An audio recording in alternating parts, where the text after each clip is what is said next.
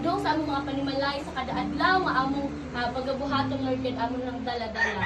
Lord Jesus, thank you, Lord God, for your blood, Lord God. And thank you, Lord God, sa tanan nga imong gibuhat para kanamo. In Jesus' name we pray. Amen. Pagpakpak sa atong kamot o pagsayaw gamit ang atong mga liit. Amen. Ating pagpakpak sa kamot para kay Jesus. Ano ang mga nakatang kalipay? Kalipay, lumuwagan, matasangkit sa ngalan mo. Jesus, ibuhay mo ang mga kagulanan mo. Ikaw ang hari ko. Ikaw ang hari ko. Ikaw ang Ginoo. Ikaw Jesus. Ikaw, Jesus, tukuran sa kalipay mo. Kalipay. Kalipay, lumuwagan, matasangkit sa ngalan mo. Jesus, ibuhay mo ang mga kagulanan mo. Ikaw ang hari ko. Ikaw ang hari ko. Ikaw ang Ginoo. Ikaw, Jesus, tukuran sa kalipay mo. Kalipay. Kalipay, lumuwagan, matasangkit sa ngalan mo. Jesus, ibuhay mo ang mga kagulanan mo. Ikaw ang hari ko. Ikaw ang Ginoo. Ikaw ang Ginoo. Ikaw Jesus. Ikaw, Jesus, tukuran sa kalipay mo. Ika'y laging tapat kung magmahal. Ang iyong paawa ay magpawalang hanggan. Inuuling sinasamba kita. Dakilang Diyos at Panginoon. Tunay na ika'y walang katulad. Tunay na ika'y di nagbabago. Mabuti ang Diyos na sa akin ay nagmamahal. Pinupuri, sinasamba kita. Dakilang Diyos at Panginoon. Tunay na ika'y walang katulad. Tunay na ika'y di nagbabago. Mabuti ang Diyos na sa akin ay nagmamahal. Ato niya kami laging ipataas. Kung ikaw lamang, O Diyos. Salamat sa imong pagkamaayo. Salamat sa imong grasya, O Dos, nga imong ipabaton diri kanamo. Ang tanan magaingon og Amen! Kinaari, mo tong kinabuhi. Kay lagi wala pa. Actually, naihandad na ko si Lord. Kay kaso lang, wala gud ako gi-surrender fully akong kinabuhi kay Lord. Kaya di ko gusto nga magsunod ko kay Lord. Hindi ko gusto ka na magkinabuhi ko ba ngayon. Dati, kinabuhin ako dati, bisag magtutuon ako sa Ginoo, pero dili pa gyud fully surrender. Akong kinabuhi dati, parang inom, mo to mag-drive, mulig katlaw, mga alas 3, mag-drive, mahibong na lang ako kasi naghatod sa kuha, pero ako dahil kaugalingon nag-drive. Niya ako kung kaayo ba? Manang ulang na ako, hala no, kung ayaw kong nahinta, parehas kay Carlo, hukog kaayo niya, ka na magpadagan, kung kaya ako kusog. Pero giampingan jud ni Lord ako ang kinabuhi. Wala gud niya ito magtutumanan ba na mawala ako kay to na siya maayong plano. Yung maayong plano, kauban ani. Ang maayong plano ni Lord na kamo ma-sharean sa iyang kamaayo sa akong kinabuhi. Iusap ko pag-usab ni Lord. Yung ato sa usabon ni Lord ang mga tao nga musurrender gayud sa iyaha. Tuman gayud sa iyaha. Wala imposible kay Lord. Gusto gyud ninyo na mamaayo yung kinabuhi. Surrender yung kinabuhi sa iya. O siya magpuyo sa atoa. Siya magpuyo, magauban, magmalig-on ko dapat sa Ginoo. Bisang pagdamo na moabot ang mga pagsubok, dili ko angay mahadlok. Kaya nagatuo man ko sa Ginoo, akong kinabuhi ang Ginoo nay taga. So bisan pa kung sa mga trials ang moabot, ako lang pirmi sa ligan si Lord, kaya na siya maayong plano sa akong kinabuhi, sama sa inyuhang mga kinabuhi na siya maayong plano. So always ta mag-pray, mag-trust, mag-hope sa iyaha. O iyang gugma, dili kayo mausab. Pinaagi sa gugma ni Lord, ako nausab. Kung pinaagi sa gugma ni Lord sa ako, mo po ni karon, iyang gugma among ipadangat sa inyuha. Kaya iyang gugma makausab. Imugi, dito ka nang gituan, bagi-alaw nga mag-ingon ani din sa lityo. Kay maodi ay, kaya dati lagi, dili pa man ko kuan kay Lord. Nagatuo lang ko pero wala ko'y kausaban ba. Kinabuhi gapon ko mga worldly na butang. Kinabuhi gapon na ka na murag wala lay Ginoo. So I'm very grateful sa kay Lord kay iyang plano natuman sa akong kinabuhi. Ug iyang plano matuman dinhi sa tibuok sitio. Mausab ug ingon siya nga buhi nga Dios. Wala to, and I hope na-encourage mo. Nindot gyud nga pangutana. Kisay nakabaton kung pagsalig kung pagtuo sa Dios. Kay dili tanang nakaila sa Dios, nagtuo ug nagsalig sa Dios. Dili po tanang nagtuo ug nagsalig sa Dios, may relasyon sa Dios. Okay. Muna mga kaigsuuna, nagpasalamat ko sa inyong dapit kay wala ninyo balibari pali na nanuktok ang Ginoo sa puntahan sa inyong mga kasing-kasing. Kaya kung basahon ang ang pinadayag, Revelation chapter 3:20, ang nagtuktok dito mato pa ni Ginusos, ako nagtuktok sa inyong puntahan. Nagbarog ug nagtuktok. Kung ato na siyang sabton mga kaigsunan, dili gyud literally nga ang puntahan nato may gituktok sa Ginoo. Kung dili ang gituktok sa Dios ang inyong mga kasing-kasing. Kaya kung ang usa sama ni Sister Bia, kung siya nag-imbitar sa inyo pagtambong ining atigom, but pasabot ang nahimo niyang tingog pag-imbitar sa inyo ha, tingog na sa Ginoo na nanuktok sa kasing-kasing sa karos. Amen? Ako na ipasabot ha. Base maglibog ninyo na. Kanya pasabot ko maglibog. Kaya naman kaning Tagalog, hindi na pasabot ko siya naglibog. Sa Tagalog sa naglibog. Okay, matupad kong kay naguguluhan. Okay. Dapat mong mangutana. Kining atong pundo, dili ni siya reliyon. Kami na ba? Basta pangutan mo sa susaman yung pundo, nagbag kami reliyon. Okay. Kining atong pundo, dili ni siya reliyon. Nganong ni ata? Kay humanat to mailhi ang Ginoo. Humanta nagbaton og pagtuo pagsalig sa Dios. Humanta nagpagrelasyon sa Dios. Gitigom ta sa Ginoo. Kay kini nga tigom sa katawhan nga dunay relasyon sa Ginoo. Amen. Amen. Nakita na ko suon na nadyoy pulong sa Ginoong natanong sa kasing-kasing sa kadawsa. Amen. Kaya nakita na mo si Brad Dennis. Ya. Layo pa singgit siya. Trabaho ko, sunod na lang akong mutambong. But pasabot, dunay pinasahi diya sa iyong kasing-kasing na naghatag gayon kung panahon na sa Ginoo. Ngani nga lang, kining atong kawalagon, labi na kay niyata sa bukid, mananunta, mamasak, manupad. Kaya ako sa una, pag abot na kong Bilira, 1996, abot-abot po puti kong Almeria, nasuroy na ako na. Dagko na niya ko mga anak, nanggarap ko kong Almeria, 1 init. Pero, panahon sa adlaw sa Ginoo, tagaan ako panahon. Amen? Amen ba? Amen. Karon mga kaigsunan, wala pa man tayo mga Biblia. Isa na yung cellphone, palihog ta sa kamot. Ano mga cellphone? Kung sama na yung mga cellphone, touchscreen. Okay. Samtang dili pa may ka-distribute sa inyong Biblia. Downloadin na inyong Biblia inyong mga cellphone. Kung dili mo mugusugot, muangay nga na ay Biblia ang inyong cellphone, ibaligyan na yung cellphone, ipalit ang Biblia. Ha? Wait up. Para dali.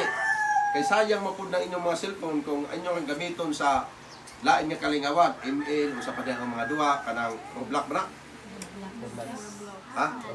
Roblox, na pa yung mga Roblox. Usa pa na kanilain duwa din ha. Ug sa iyahang pagiging balaod nun, nahimo siyang kriminal. Ang iyang pagiging kriminal ni Apostol Pablo, dili siya humamay, dili sa simple nga pagkakriminal. Nga naman, ang pamatyon ni Apostol Pablo, kadto mga tao nga nagbaton og pagtuo og pagsalig og naay relasyon kang Kristo. May gani ko tayo abot Apostol Pablo. Sa ato kapanahonan karon, di usab sa Ginoo ang si Apostol Pablo before nato nakaila. Si Apostol Pablo usa ka kriminal. Mingadto siya paingon sa dalan sa Damascus kay mokuhag permit dito sa lungsod sa iyang atuan. Permit para ang mga Kristohanon dito madapit iyang pamatyon. Ana ang kinabuhi ni Pablo. Pero sa Damascus pa lang at dalan, gisugat siya sa Ginoo. Gibutaan siya sa Dios, giwad-an siyang pananaw, aron mailhan niya ang Dios. Sa dinang nailhan niya ang Ginoo nga mao si Kristo, gibalik sa Ginoo iyang pananaw, giusab ang iyang kinabuhi, ug siya ang hinungdan ngano nakaabot sa tuwa ang ebanghelyo sa Dios. Tungod na ni Apostol Pablo. O sa iyahang pagkakristohanon, sa dili pa siya kristohanon kriminal, unya sa dinang nahimo siyang kristohanon, siya na po karon ang nawanti para patyon. Pero wala siya mo surrender. Rason nga nakaabot sa mga taga-Korinto ang mensahe sa kaluwasan o nakaabot po sa sitio Japan ang mensahe may tungod sa kaluwasan. Amen? Amen. Karon mga tanak ko. Sa inyong pagbato ng pagtuo sa Diyos, makaingon ka mo sa inyong kagalingon na luwas mo. Amen. Kaysa kung kita tanan nakabato ng pagtuo sa Diyos, kaysa sigurado nga luwas ka. Amen. Palayo kung taas inyong kamo. Okay? Hindi mo sigurado sa inyong kaluwasan. Nag-alangan naman. Kailangan Sultian ta mo ha. Ayaw mo pagunahuna nga ang kaluwasan human sa kamatayon. Kay gitrabaho ni Kristo ang kaluwasan, samtang kita mga buhi pa. Kay inig kamatay sa tao, wa na'y kaluwasan. Wa na may paghinulsol human sa kamatayon. Ang paghinulsol naa sa panahon nga buhi pa. Muna ang karon nga buhi, dapat masigurado nimo nga ikaw luwas. Kay kumudangat sa imong kinabuhi ang kamatayon, nga ay padulungan sa tao. Langit o impyerno. Kabalo mo, sa kalayo ang langit sa impyerno? Layo. Kay sa Book of Lucas, panahon sa dato og ni Lazaro, nagkita, nalantawan ra sa pog ni Lazaro ang dato. Ingon si Lazaro nga ang dato nga panganha ako sa gikabutangan ni Lazaro. Ingon ang Ginoo, di ka pwede mo rin kay naay boundary nga takong kayong bungaw. Di ka pwede magtawo. Ana, muna makaigsunan, ibutang sa inyong mga kasing-kasing ang pulong sa Diyos. Tuuhi ang pulong sa Diyos. Aron doon tayo kaluwasan sa di pa moabot ang kamatayon sa ating Diyos. Amen. Kaya ang tanang tao mamatay. Musugot kang sa dili, mamatay gyud ang tao. Bata o tigulang, ayaw pag-ingon nga, ako pastor, dugay pa kong mamatay, tungod kay edad na ako pastor, patanon pa. Kana lagi namatay din na, si Navy Anos. Awitin pa na. Isot sa pananay. Oh. Ganun namatay man. Kung moingon bot pasabot, ang kamatayon way gipili. Nga edad, ngadto mo binteryo.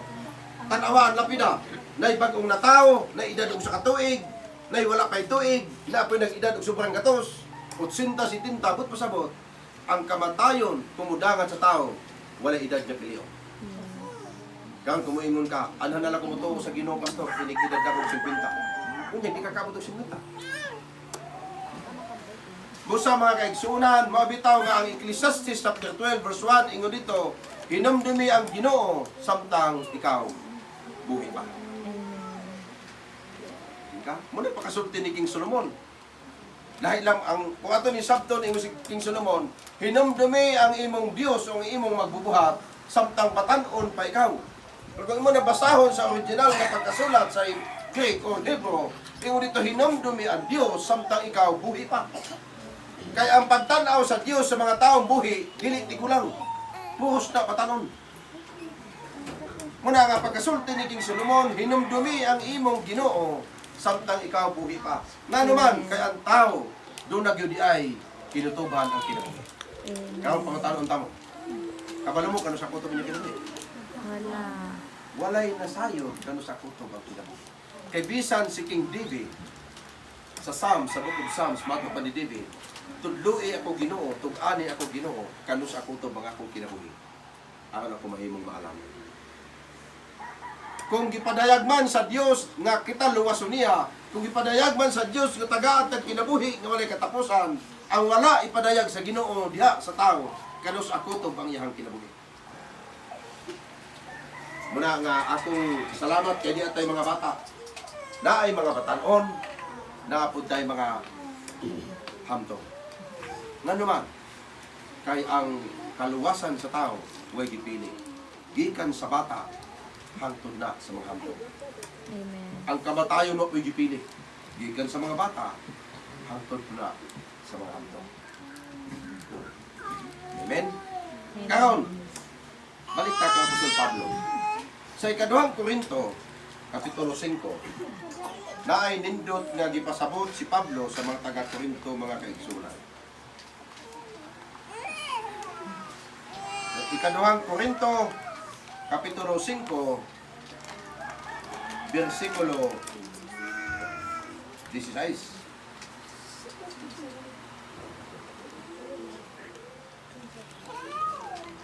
Aw, 17 di ay.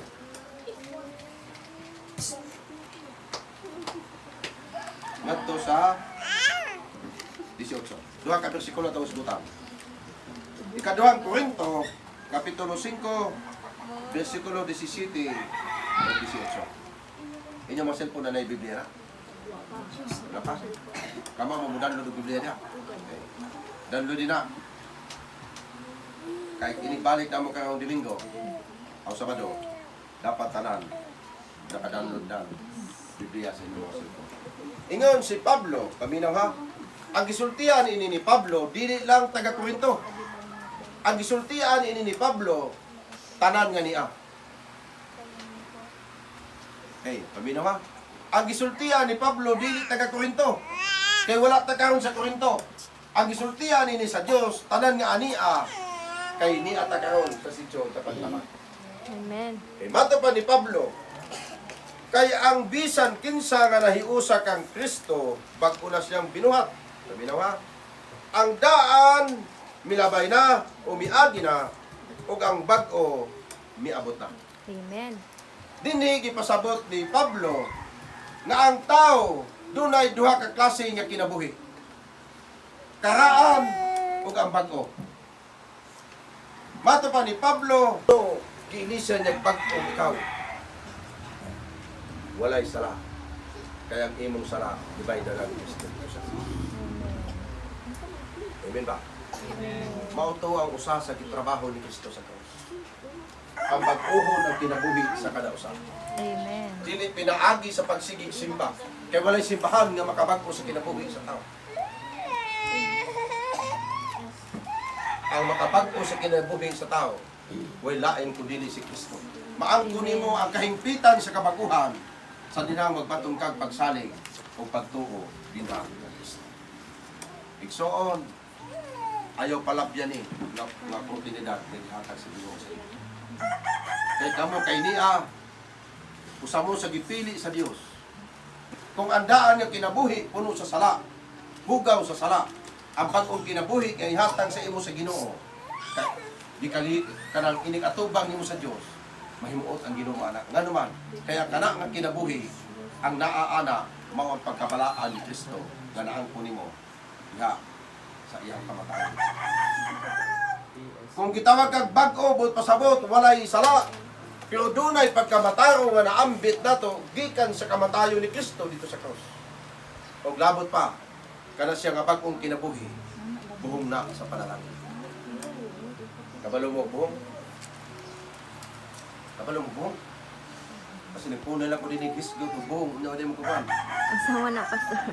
Ha? Wala mo kabalo si buhong? Okay. Sama. Sa kuan pa ka ng mura siya o ka ng magiging siyang tagaan pa. Okay. Sakto. Laing team sa buhong. Pininiang nag-uumapaw ko sa Tagalog pa. Sobra-sobra. Kana nga imong kinabuhi, dunay panalangin o blessing nga kauban na. Kanang imong bagong kinabuhi nga gihatag sa Dios, kauban dinha ang panalangin o blessing nga walay undang. Amen. Una nga dapat magpasalamat sa Ginoo. Bitaw nga daghan ang Kristohanon, nga sa dinahon ng Kristohanon nagikaayo ang kinabuhi.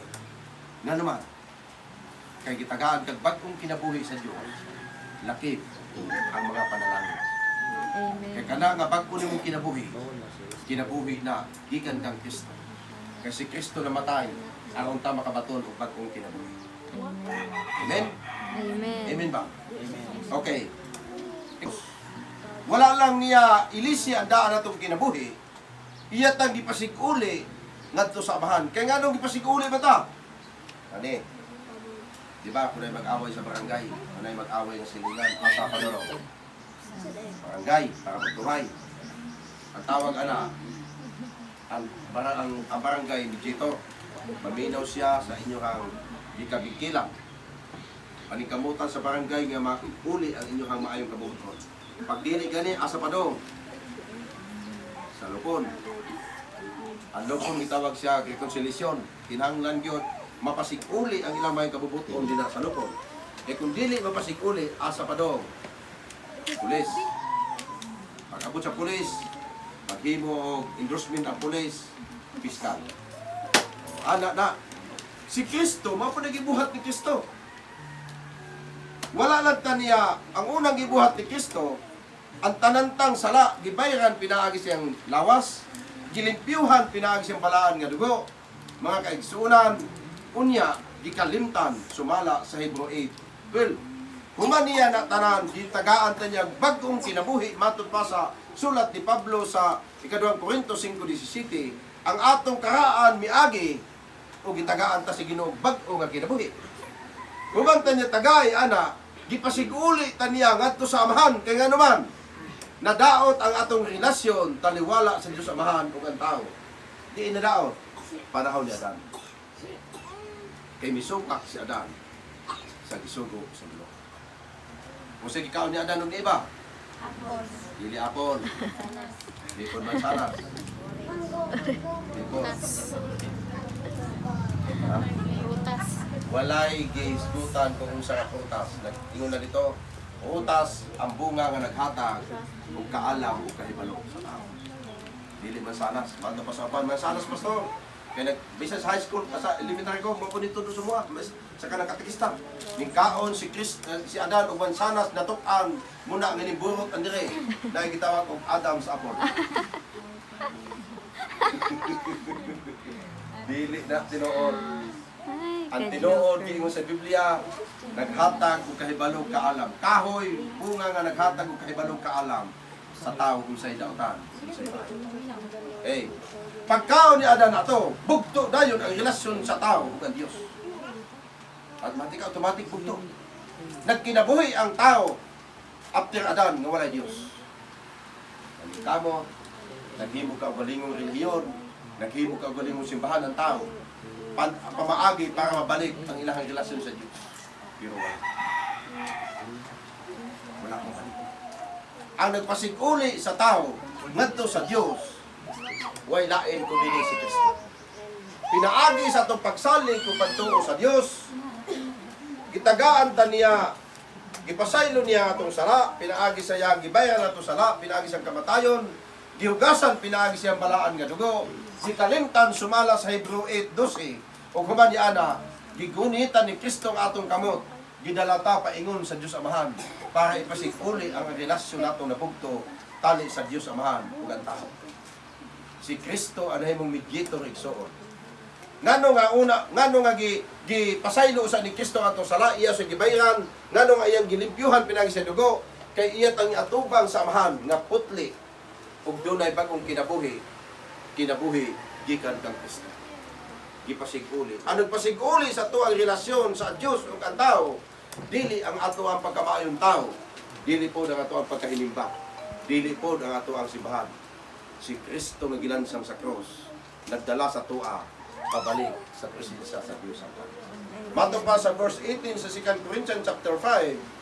Mato pa diri ni Pablo sa verse 18, gibuhat sa Dios kining tanan ug siya usab ang nagpasiguli kanato ngadto kaniya pinaagi kang Kristo ug gihatagan kita niya sa buluhaton sa pagpasiguli sa uban ngadto kaniya. Mao nga ni ami, mato pa ni Pablo, kung kami gipasiguli ni Kristo ngadto sa amahan, kami pod niya, mato pa ni Pablo sa taga Corinthians, para kamo usab among ipasiguli ngadto kang Kristo ug ngadto sa amahan. Muna yung rason igsuon nga ni ami sa inyong ka. Kaya gusto namo nga dili lang kami ang mapasiguli, dili lang kami ang mapasiguli ang relasyon sa Dios. Gusto po namo nga pati kamo, pati ang inyong relasyon sa Ginoo, mapasiguli, pinaagi sa inyong pagkadungog o pagtuo sa mensahe sa kaluwasan ng atong sala ibayra ni Kristo. Ang atong sala human bayri gihugasan sa iyang balaan nga dugo gipapas human ni anak gikalimtan. O ang human sa human niyang kalimtan na atong mga sala human ta niya pasayloa gibit-bitan ni Kristo paingon sa amahan. Aron mapasiguli ka dinha sa Dios. Amen. Amen. Amen. Kung man ta mapasiguli, paminawa kay mo ni pinakalindo. Kung man mapasiguli ang atong relasyon sa amahan, nakay kasiguraduhan sa imong kaluwasan. Amen. Amen. Sa dinang gibit-bitan ni Kristo paingon sa amahan, o giatubang taniya uban ang iyang samad sa gilid o sa iyang mga pahad. Pinaagi sa paglansang sa cross, giatubang kasamahan ni Kristo na dunay putli na pagkatao. Munang miingon ang verse 17, ang tanan nga naa kang Kristo pag-ulang binuhat, handaan miagi na ang bagko miabot. Handaan puno sa kagulanan, puno sa kasakit, apan ang bagko puno sa kalipay ug kadagaya sa panalangin sa tibuok na itong kinabuhi. Amen. Amen? Amen. Amen ba? Amen. Igsoon, sa kadasig ako'y biling sa inyo. Ikinabuhi, suwalay ninyo ikinabuhi ang pulong sa Diyos. Sultian tamo, dunay nindot na kausaban ang inyong pakabuhi. Amen. Dunay nindot na kausaban ang inyong pakabuhi. Kaya ako, hindi ko magtapos, di ako itong biliran. Ang akong pangabuhi, construction. Testimony na ko yung kinabuhi. Abot kong Cebu, construction. Pag-abot akong Cebu, napag ko yung mga tentasyon sa kinabuhi. Kay Cebu. Huwag may kalain na Cebu ka Manila. Inigsuldo na mo Sabado. Siyempre, hindi kalikyan, manuroy. Inigpanuroy na imanguhit, sir, pangkapilang. Tinuuna. Una ako kong ginaan dahil sa kabisis, lusan ng barko, gikan mig Nabal, lusan ng barko Cebu. Buntag sayo, may nanguhit, sir, pangkape. Nakulaw sa ka. Wapagani ko kape, pangayo ako naman pagkape. Wapagani ko kakape. Anak kalisod na kinabuhi na ako sa una. Nga naman, wala na ako sa Yusuha ang pagpatunog, pagtuo, pagsalit sa Diyos. Sa dinhang akong anak na himong upat, nakapangutana din ko sa Ginoo. Ginoo, mapaskwila baka na ako kumana. Kay pangandoy na ako, madili, mapareho sa ako, sa akong kinabuhi akong mga anak. Kay kabalo mo sa akong kinabuhi sa una, sa Masbate. Ang akong kinabuhi, mangaha, mamagol, maguling, mananom, magdaraw sa basak. Kung usay trabaho ka ng Bardinis, ako nagtrabaho sa una. Edad ko, 15 anyos. Muiskwila ko sa una sa high school, katulos ako sa kasimana. Ang adlaw nga dili na ko eskwelahan, tuwa ako sa uma, tuwa ako sa basa. Usahay mamagol. Una pag walay trabaho, magsurusuroy sa bukid. Ana ang kinabuhi. Muto nga pagka upat sa kong anak, dito na ko niluhod sa Ginoo. Lord, gusto ko ako mga anak makahuman ko eskwela. Pero kung saan magpakahuman, kung inana akong trabaho. Padayon, akong gibuhat, gidasig na akong kundi pamilya, gagmay pa ni sila.